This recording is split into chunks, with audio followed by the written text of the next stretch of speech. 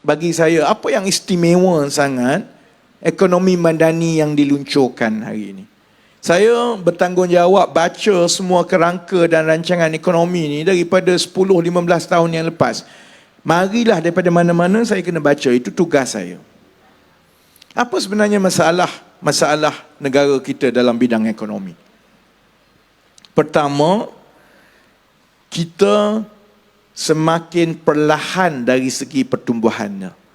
Maksudnya prestasi pertumbuhan ekonomi kita makin malap. Kalau nak bagi contoh macam ni lah, kereta bila baru beli, tekan minyak 107 dia boleh pergi.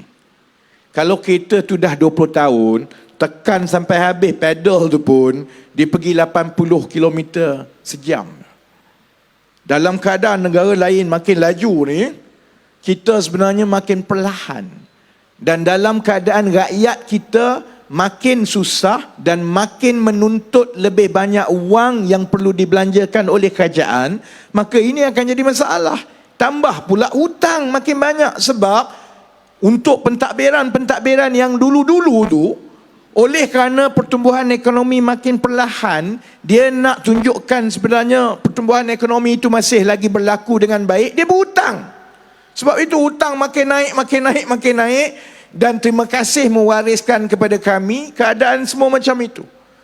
Maksudnya kalau saya bagi cerita kereta tadi, dahlah kereta tu 20 tahun, tekan minyak sampai ke Sudah boleh pergi 80 km sejam je. Bila nak kena tukar tayar, duit pun tak ada nak tukar tayar. Bila pertumbuhan ekonomi makin perlahan macam yang ada sekarang ini, dan orang lain makin laju, maksudnya hasil kerajaan juga makin sedikit. Kerana bila ekonomi bertumbuh lebih baik, syarikat lebih banyak buat untung, gaji orang makin naik, maka kerajaan kutip lagi banyak cukai.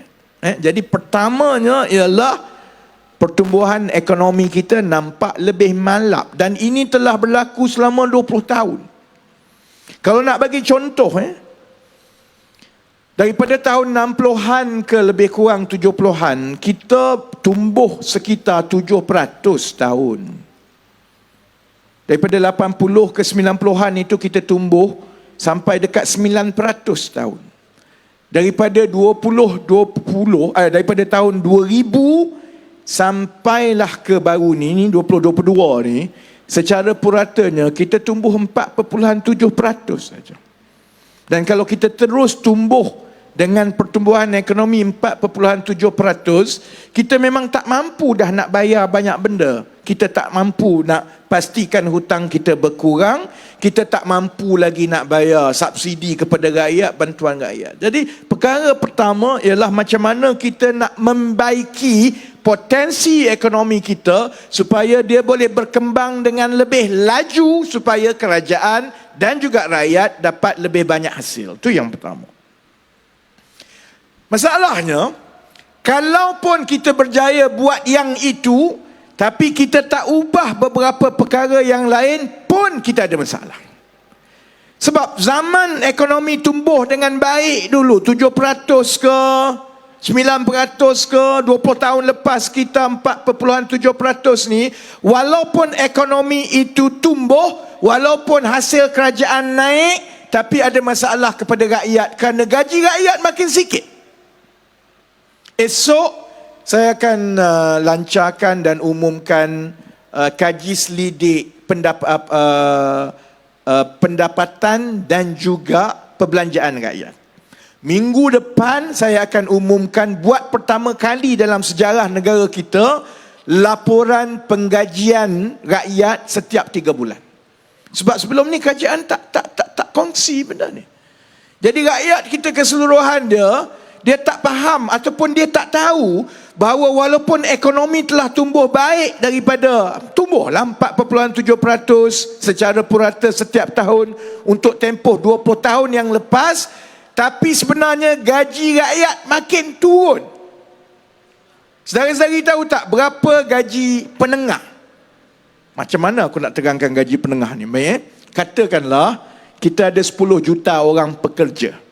Setiap seorang tu kita kira yang ini gaji 1,500, 1,500, 1,500. Susun mereka sepanjang-panjangnya daripada gaji yang paling rendah kepada gaji yang paling tinggi. 10 juta orang pekerja ni, kita tengok yang kat tengah-tengah sekali 50% kat tengah, yang itu jadi gaji penengah. Maksudnya sesiapa di bawah gaji penengah itu, dia lebih rendah daripada gaji itu. Saudara-saudari tahu berapa gaji penengah kita yang terbaru?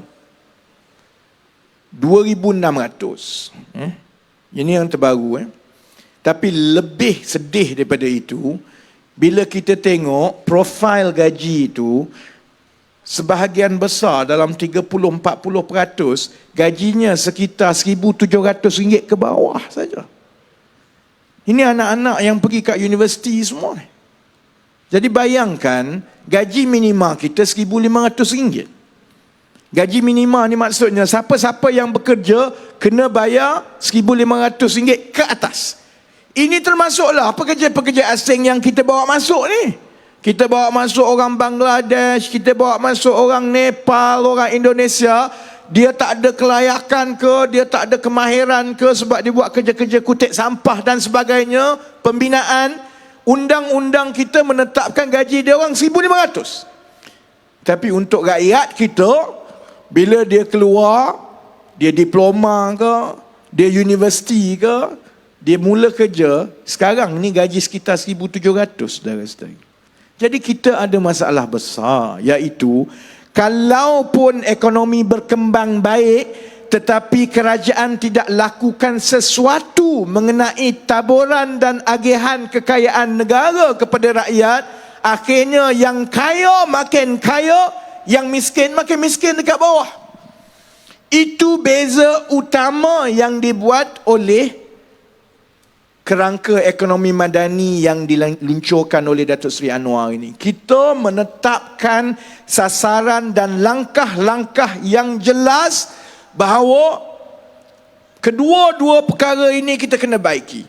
Kita kena pastikan potensi pertumbuhan ekonomi negara kita ni naik dengan baik, tetapi pada masa yang sama, bila negara kita makin kaya dan berkembang dengan baik, ia juga mestilah dipastikan agihan kepada rakyat, gaji semua ni juga naiklah. Kalau tidak, yang kaya tokeh ke atas tu kaya, yang bawah ni daripada dulu, masa saya mula kerja 20 tahun lebih dulu, saya balik dari UK tahun 2003. Gaji saya masa tu umur dalam 20 berapa, saya balik masa tu dalam umur 24 macam tu, gaji saya dah 3,700 lebih. Orang lain yang bawah sikit mula keluar universiti masa itu dalam 2,500. Sekarang 20 tahun kemudian 1,700. Sebab itu budak-budak anak muda kita semua marah-marah, garang-garang semua. Sebab itu kerja dia maki hamun dekat social media ni, semua tak kena. Sebabnya ialah kerana mereka, keadaan dia ialah lebih teruk daripada kita dulu. Saya tak adalah nak marah sangat yang muda-muda. Menyampah tu adalah kadang-kadang. Tapi saya faham kenapa dia marah. Jadi perkara ini perlu dibaiki. Baik, Yang itu dirangkumkan di dalam ekonomi madani secara keseluruhan. Yang itu tak apalah, sedari-sedari baca lah. Takkan aku nak cerita malam ini. Saya nak sebut 2-3 perkara saja. Yang soal gaji itu, insya-Allah saya akan pergi kepada kerajaan tarikh 7 hari bulan Ogos. Memang saya duk ratib tiap-tiap hari, 7 Ogos, 7 Ogos, 7 Ogos.